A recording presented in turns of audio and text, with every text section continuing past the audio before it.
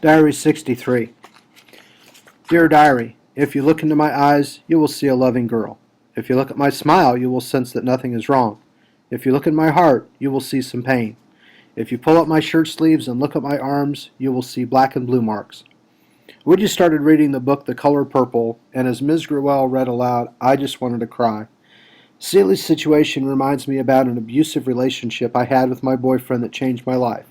I too became wood, and every time my mom asked me, "Did you have a good time, honey?" as I'd walk through the door, I'd simply answer, "Yeah." Then I'd go to my room and look at my body to see all the marks showing just how good of a time I had. When I crawled into bed, sometimes I would lie there and try to remember what had happened. I would try to think of what I did to cause it. Why did I make him so mad? What should I have done? When would it stop?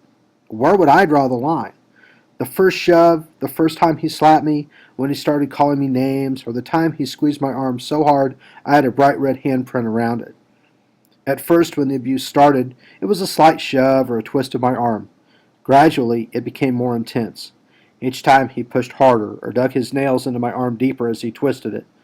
I thought he was just playing around and being a little aggressive, but then he started yelling at me and calling me names. His voice was frightening and his words ripped through my body. His voice could make me shiver and become too scared to move. One false move and he was a time bomb waiting to explode. In each situation, his wires got triggered and he'd go off. When he exploded, he would hit me, shake me, push me, squeeze my arms, and yell things like, "You stupid bitch, you can't do anything right." When we'd get into an argument, he'd yell, "I want to hit you so bad." That's how it always went. I would do something to make him angry, and he would get this horrifying tone in his voice and this crazy look in his eyes, and then he would hit me.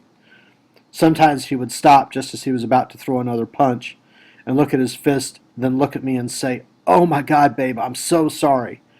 Just like that, and he would hold me saying how sorry he was, and I would stay there too shaken to move.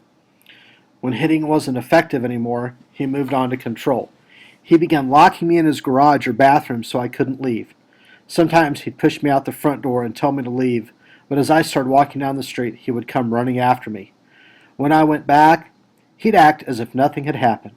I always went back, too, back to his house, the abuse, and him.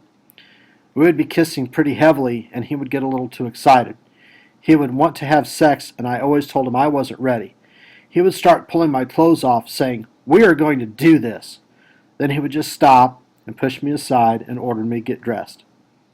What made me so nervous, he made me so nervous that I would get sick, literally sick. He made me so nervous that I would get sick, literally sick. When he called and I heard his voice over the phone, I would get this nauseous feeling all over my body. Then when I was on my way to his house, it would get worse. My stomach would turn and I would have to ask whoever was driving to pull over so I could get some fresh air. I threw up a few times before I even left my house, and twice at his house. He thought that I had a nervous stomach. He never knew it was because of him. I still don't know why this happened or how things got so bad. It got to the point that I didn't know what to do. I couldn't tell anyone. Every time we were together, it seemed to get worse. The worst point of the relationship was when he ran after me with a butcher knife, yelling, "I'm going to kill you!" This whole time this was happening, it felt like a bad dream, a dream I could never wake up from. Unfortunately, we gave each other what we were both missing. He had anger all built up inside that he needed to release on someone, and I was a ball of emotions just looking for someone to love me. He was the security I needed. We were like a fire triangle. He was the oxygen, I was the flame, and together we made the fuel. All mixed together, we were a fire. Somehow we needed each other to keep going.